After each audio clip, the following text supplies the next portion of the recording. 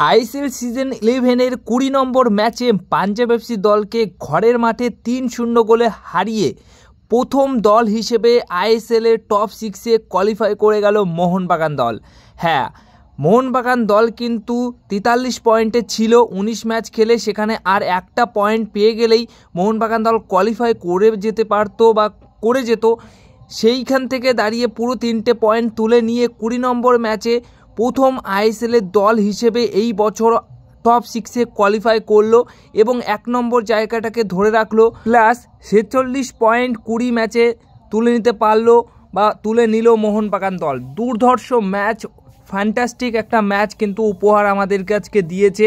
যারা টিভির বাইরে এবং মাঠে বসে খেলা দেখেছে, সেরা লেভেলের একটা আজকে ম্যাচ কিন্তু দেখেছে, যেখানে প্রথমার্ধে একাধিক সুযোগ, একাধিক আক্রমণ করেও লাভজনক গোলটা কিন্তু গোল করে উঠতে পেরেছিল না মোহনবাগান দল।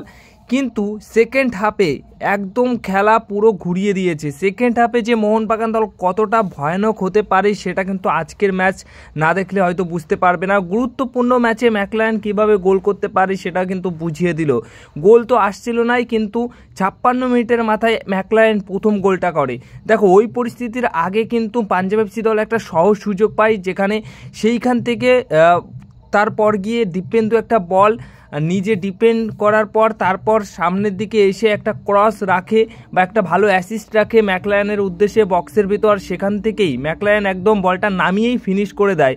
56 মিনিটের মাথায় দুরন্ত একটা গোল করে। কেন ম্যাকলায়ন সেরা স্ট্রাইকার সে কিন্তু আজ বুঝিয়ে দিয়েছে, কারণ দুটো গোল করেছে ম্যাকলায়ন।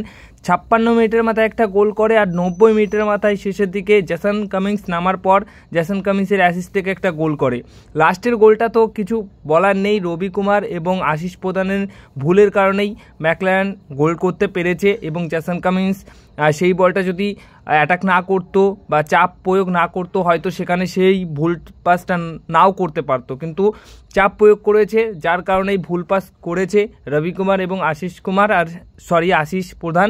সেখান থেকেই ম্যাকলায়ন কিন্তু গোল পেয়ে গেছে। আর লিস্টন কোলাসোর আর গ্রেগ স্টুয়ার্টের দুজনের গোল বলবো, কারণ ওই বলটা কিন্তু সেরা লেভেলের একটা বল রেখেছিল লিস্টন কোলাসো। তো হালকা গ্রেগ স্টুয়ার্টের টাচ হয়েছিল, যার কারণে গ্রেগ স্টুয়ার্টকেই সেই গোলটা দেওয়া হয়। কিন্তু আমার মনে হয় যে পুরো ক্রেডিট কিন্তু লিস্টন কোলাসোর ছিল, কারণ লিস্টন কোলাসো ওই জায়গায় ওইভাবে বলটা রেখে যদি গ্রেগ স্টুয়ার্টের হালকা টাচ নাও হতো তাহলেও কিন্তু বলটা গোলের ভিতরেই যাচ্ছিল এবং গোলের মধ্যেই ছিল। তো সেখানে লিস্টন কোলাসোর ক্রেডিট রয়েছে অবশ্যই, এবং গ্রেগ স্টুয়ার্টের মধ্যে যে কাউকেই আর কি গোলটা দিতে পারতো, সেখানে কিন্তু গ্রেগ স্টুয়ার্টকে গোলটা দেওয়া হয়েছে।